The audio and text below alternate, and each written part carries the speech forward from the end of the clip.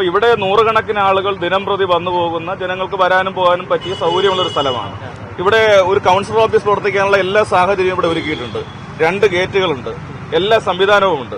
ഇവിടെ ഒരു കൌൺസിലറായി ജയിച്ച ഒരാള് എനിക്ക് ഈ സൗകര്യം പോരാ എന്ന് പറഞ്ഞ് MLA മാറാൻ പറഞ്ഞാൽ അത് മര്യാദകേടല്ലേ, ശുദ്ധ മര്യാദകേടല്ലേ അവർ കാണിക്കുന്നത്.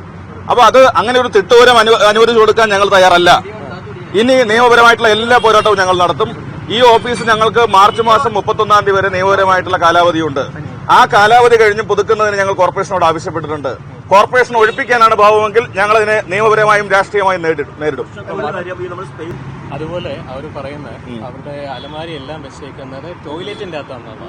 ഇപ്പോഴും ഞങ്ങളും പോയി കണ്ടു, ടോയ്ലറ്റിന്റെ അകത്ത്. അപ്പൊ അത്രയും പോലും സ്ഥലപരിധി ഇല്ലെന്നാണ് മുൻ കൌൺസിലർ ഉൾപ്പെടെ പറയുന്നത്. അല്ല, അവർ അലമാര കൊണ്ട് ഒന്ന് ടോയ്ലറ്റ് വെച്ച് ഞാൻ എന്ത് ചെയ്യാൻ പറ്റും?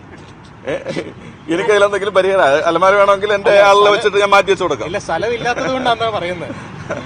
അല്ല, അത് എനിക്ക് തന്നെ മറുപടിയില്ല. കാരണം അത് അവരുടെ ഓഫീസ് നേരത്തെ ഉപയോഗിച്ചിരുന്നവര് അതിന്റെ ഒന്നും ആവശ്യമില്ലാത്തതുകൊണ്ട് അങ്ങോട്ട് കയറ്റി വെച്ചതായിരിക്കാം. അല്ലാതെ എന്തായാലും മറുപടി പറയാൻ വേണ്ടി കഴിയും. ഇപ്പൊ നേരത്തെ ഇരുന്ന കൌൺസിലർ 1-2 മണിക്കൂറായിരിക്കും അദ്ദേഹം അവിടെ ഉപയോഗിക്കുക. പിന്നെ അദ്ദേഹം പൂർണ്ണമായിട്ടും കോർപ്പറേഷനുമായി ബന്ധപ്പെട്ടാണ് നിൽക്കുക. അതിനപ്പുറത്തേക്കുള്ള എന്ത് ജോലിയാണ് ഒരു വാർഡ് കൌൺസിലർ ആയിരിക്കുന്ന ആൾക്ക് ഈ മേയറാവാത്തതിന്റെ നിരാശ ഈ നിലയിലൊക്കെ കാണിക്കേണ്ട കാര്യമുണ്ടോ? BJP അറിഞ്ഞിട്ടില്ല എന്നാണ്